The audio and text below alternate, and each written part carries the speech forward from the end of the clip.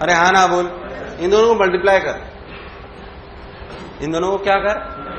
अगर तू H1 H2 multiply करने तेरे को आता हो दिखेगा, कैसे मैं बताता हूं, क्योंकि मुझे रेंज बनानी है। क्या बनानी है? रेंज। अब तू सोचेगा सर प्लस कर लेते तो 1 हो जाता है ना, तो आप यूज करके लिए निकाल लेते। बट उससे भी आसान तरीका ये है कि अगर जब मैंने मल्टीप्लाई करूंगा तो साइन थीटा कॉस थीटा आएगा। क्या आएगा? जिसको मैं साइन टू थीटा बना सकता हूं। और रेंज के फॉर्मूले में क्या साइन टू थीटा आता है? यार नहीं आया। क्या रेंज के फॉर्मूले साइन टू थीटा आता है? इसलिए मुझे मल्टीप्लाई करने का ख्याल आया। जब मैंने मल्टीप्लाई कराया है तो u की power 4 sine theta cos theta का होल स्क्वायर, भाई साहब हाँ ना बोल, अपॉन 4g²। बोल यस और नो। देख यहाँ पे 4 से मल्टीप्लाई, सॉरी 2 से मल्टीप्लाई करो, 2 से डिवाइड, तो 2 से मल्टीप्लाई करोगे तो 4 से नहीं आया, तो यहाँ पे 16 लिख लूं और यहाँ पे 2 लिख लूं, कोई बुराई तो नहीं है। 2 साइन थीटा कॉस थीटा क्या है? अब u की पावर 4 साइन टू थीटा का होल स्क्वायर बाई g²। अरे तो r स्क्वायर है। अरे क्या चीज है? क्या चीज है? क्या चीज है? तो भाई साहब r square equals two 16 H1 H2। This is the relation. r square equals two 16 H1 H2। दो पार्टिकल फेंके गए एक ही जगह से,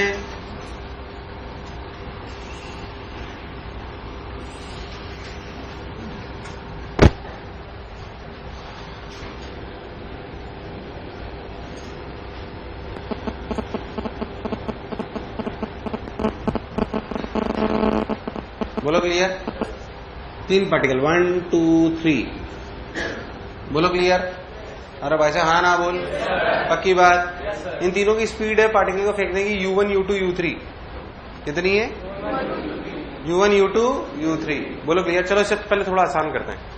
मैं आपसे बोलूं इन तीनों की टाइम ऑफ फ्लाइट है t1 t2 t3 कितनी है?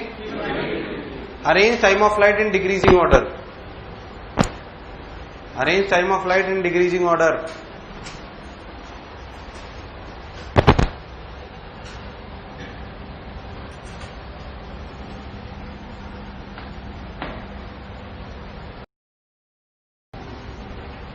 बहुत सिंपल। h क्या होता है? uy² by 2g। कुछ याद है? अच्छा टाइम ऑफ फ्लाइट।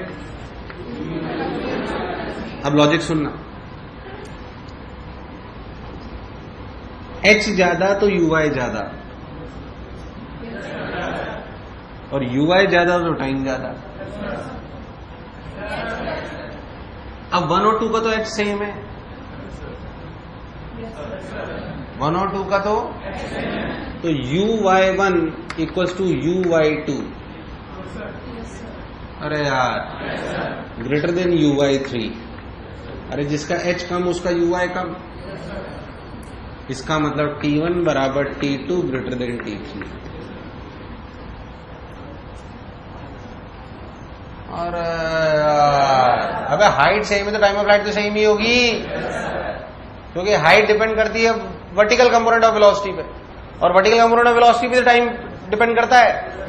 अरे यार नहीं आया। तो भाई t1 t2 तो बराबर है टाइम ऑफ फ्लाइट में, और कौन कम है? t3। उसकी हाइट कम है, उसकी सन्नाटे में चलेगा भाई साहब। उसकी क्या कम है? क्या कम है? लो हो गया खत्म, छुट्टी। आजा मटी।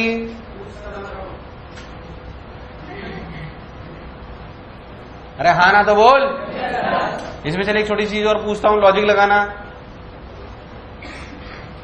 1 और 2 में किसकी रफ्तार ज्यादा है या बराबर है? स्पीड किसकी ज्यादा है इनिशियल?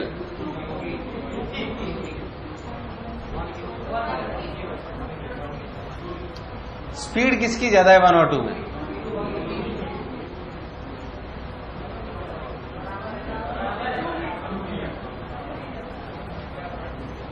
वन और 2 में किसकी स्पीड ज्यादा है?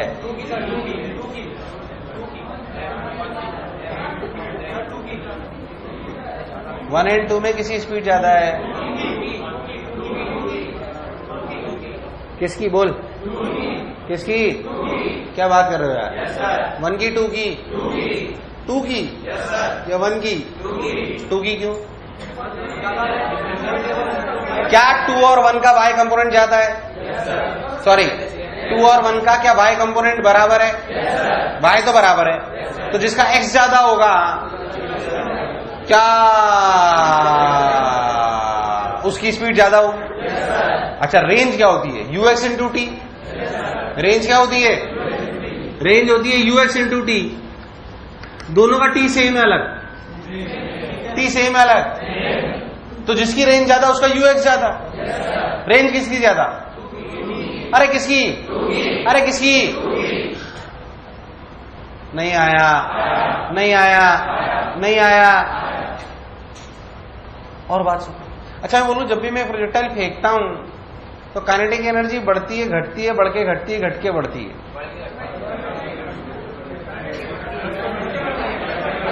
काइनेटिक एनर्जी समझते हो? बताओ, घट के बढ़ती है, बढ़ के, या घटती रहती है? क्या जीरो हो जाती है टॉप मोस्ट पॉइंट पे? क्या kinetic energy top most point पे जीरो हो जाती है? क्या kinetic energy top most point पे जीरो हो जाती है? नहीं। अरे Vx तो रहता है। क्या करते हो यार? टॉप मोस्ट पॉइंट पे क्या जीरो होता है? y। तो काइनेटिक एनर्जी घटती है, पर घट के जीरो कभी भी क्या ड्यूरिंग प्रोजेक्ट, ऐसे सवाल आया था, ऐसे ऑप्शन था बेसिकली मल्टीप्लायर में, कि during projectile once kinetic energy become zero. सबने लगा दिए ये, तो कहां जीरो? सन्नाटे हो क्या? अरे यार, नहीं आया, नहीं आया, नहीं आया, पक्की बात। एक और छोटा सवाल, 11वीं टाइप्स लिखो।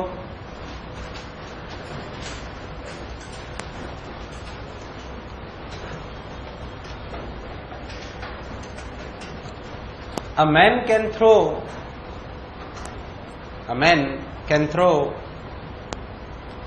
a ball up to maximum height 20 meter. A man can throw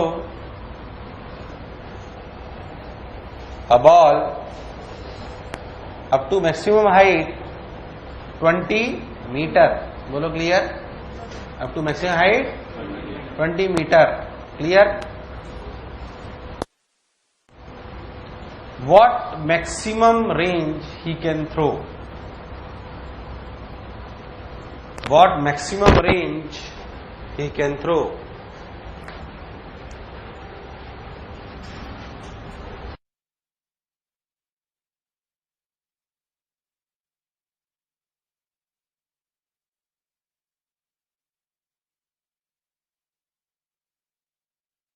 जरूर 11वीं में करा होगा, पर 11वीं की बातें तुमने मन में रखी नहीं ना। बहुत साफ दिल इंसान हो, पुरानी कोई बात मन में नहीं रखते हो तुम लोग। यस सर, देखो कितनी जोर से बोला। थोड़ी बहुत रख लेते तो काम आ जाती ना।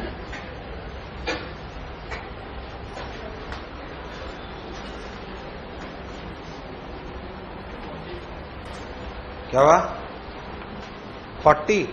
क्या बात कर रहा?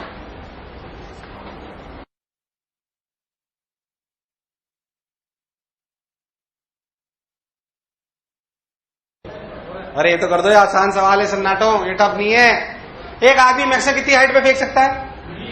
अच्छा बताओ, तुम मैक्सिमम हाइट का मतलब क्या? प्रोजेक्टाइल वाली एच मैक्स है? नहीं, मेरे को सबसे मैक्सिमम हाइट तक फेंकना हो तो मैं प्रोजेक्टाइल फेंकूंगा कि सीधा फेंकूंगा? फिर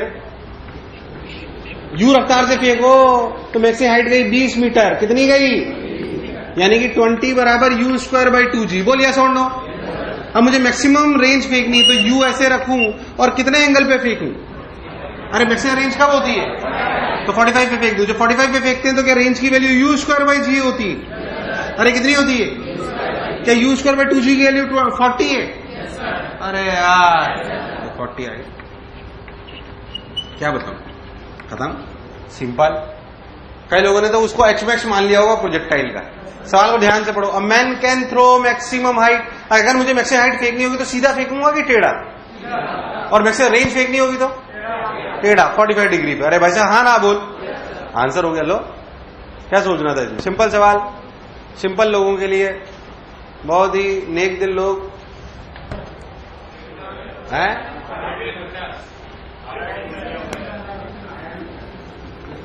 आरडी से तो बहुत पैसे खर्च करते थे लड़कियों पर, मेरे पास बहुत ही। क्या कह रहा है? आरडी से खर्चा कराते थे उनसे। हाँ, एक और अपन सिंपल बात करते हैं, जिसे अपन बोलते हैं इक्वेशन ऑफ ट्रेजेक्टरी। क्या बोलते हैं? अपन प्रूफ इसका पहले से क्या तुम नहीं जानते हो तो छोड़ो। इक्वेशन ऑफ ट्रेजेक्टरी मैं बताता हूँ पूरी अच्छे से, ध्यान देंगे। Equation of trajectory is basically relation between y and x. Is relation between basically किस पाथ पे वो चल रहा है, क्या वो वाई और एक्स का रिलेशन इक्वेशन ऑफ ट्रेजेक्टरी कहलाता है। इक्वेशन ट्रेजेक्टरी निकालने का तरीका वही पुराना जो अपन काइनेमेटिक्स में सीख के आए, बट फिर भी अपने को आना चाहिए। मान लो कि एक पार्टिकल है जिसको यू रफ्तार से फेंका गया थीटा एंगल पे, मान लो कि वो ऐसे गया, कोई बुराई वाली बात। किसी भी टाइम टी में जो एक्स कोऑर्डिनेट होगा, क्या वो एक्स कोऑर्डिनेट होगा यू एक्स इंटू टी। और हम जानते हैं यू एक्स की वैल्यू यू कॉस थीटा है, कितनी है। अच्छा, यू वाई की वैल्यू क्या यू साइन थीटा है। अच्छा, किसी भी टाइम टी पे जो वाई कोऑर्डिनेट है वो वाई की वैल्यू क्या लिखी जाएगी, वो लिखी जाएगी यू वाई टी प्लस मतलब minus half of G T square. बोल यस और नो। क्या मुझे वाई और एक्स में रिलेशन चाहिए, मतलब क्या मुझे यहां से टाइम की वैल्यू निकाल के वहां रख देनी चाहिए। क्या टाइम की value x by u x है, कोई बुराई वाली बात। तो वाई की वैल्यू लिखी गई कितनी भाई साहब, u y into x by u x, हाँ ना बोलो, माइनस जी टी यानी कि कितना x square by two u x square. बोल यस और नो। ध्यान से देख तो ये वाई और एक्स में रिलेशन आ गया, थोड़ी सी value u cos theta u sine theta रख देते हैं, थोड़ा अच्छा लगेगा। ये यू साइन थीटा, ये यू कॉस थीटा, यू ने यू को मार दिया, क्या ये बन गया एक्स टेन थीटा। कितना बन गया x tan theta minus g x square upon two u square cos square theta. सुना हुआ होगा ये इक्वेशन ऑफ ट्रेजेक्टरी, जरूर आपने 11वीं में पढ़ी होगी। इसे इक्वेशन ऑफ ट्रेजेक्टरी कहते हैं। ध्यान से देखो तो for a particular projectile you is fixed, theta is fixed.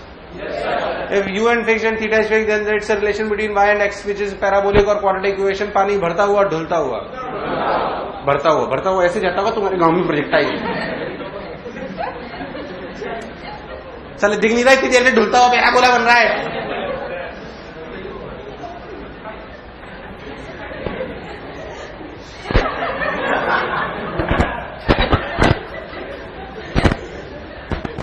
y बराबर एक्स टेन थीटा माइनस जी स्क्वायर अपॉन, ये क्या पैराबोलिक रिलेशन है। पानी ढुलता हुआ, कैसा पानी ढुलता हुआ, कोई परेशान होने की जरूरत। पानी ढुलता हुआ पैराबोला है, सिंपल, अपन जानते हैं इसके बारे में। ये इक्वेशन ऑफ ट्रेजेक्टरी कहलाती है। क्या कहलाती है, डरने की कोई जरूरत, हाँ ना बोल उतार। फिर मैं आपको कुछ एक आध छोटे छोटे सवाल कराता हूँ इस पे, कैसे फिर अच्छे भी करते जाए, है ना। अरे अभी मैंने उससे ज्यादा पूछताछ नहीं करी, अब मैं करूंगा। ये देख एक सिंपल सा सवाल, जैसे एक सवाल आते हैं कि y बराबर √3x minus x square, it's equation of trajectory of a parabola. अरे यार हाँ ना बोल। अब ऐसे सवाल आते हैं, find initial angle of projection and speed.